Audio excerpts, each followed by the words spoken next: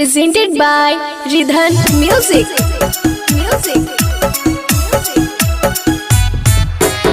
Bholenath recording studio Banawar Bishunganj. नाचे आइलही त छौड़ी नाच सारी रतिया गे। नाचे आइलही त छौड़ी नाच सारी रतिया गे। जखनी मारा करी बुत तो तोड़ दे बहु खटिया गे। जखनी मारा करी बुत तो तोड़ दे बहु खटिया गे। हाजुए के रतिया माजा उठै तो बड़ी अतिया गे। हाजुए के रतिया माजा उठै तो बड़ी अतिया गे।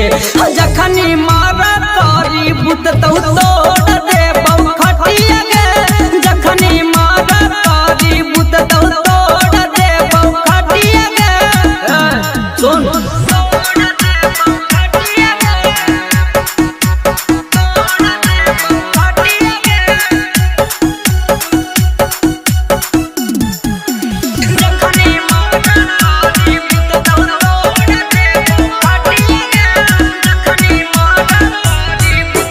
मांझी जी के तू साटा में आईनी कमर हिला के तू खाली देखनी। कमर हिला के तू खाली देखनी। मांझी जी के तू साटा में आईनी कमर हिला के तू खाली देखनी। हई से जे करमी छौड़ी हो जइतौ दुर्गतिया गे।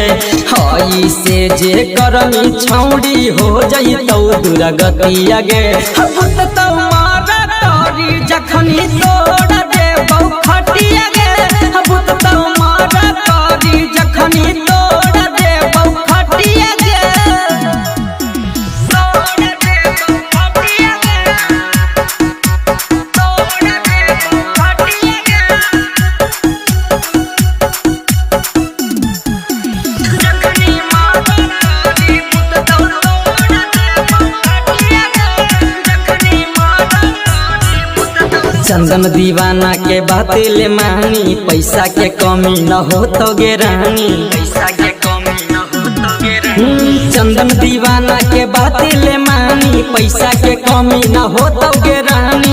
राइटर गहन सबा तोरा सुधार देतो अदतिया गे। बीसु बेदर्दी कहौ मान लेना बतिया गे। भूत तो मारा तोरी जखनी तोड़ दे बहु खटिया गे। भूत तो मारा तोरी जखनी तोड़ दे बहु खटिया गे। Bholenath recording studio Banawar Bishunganj.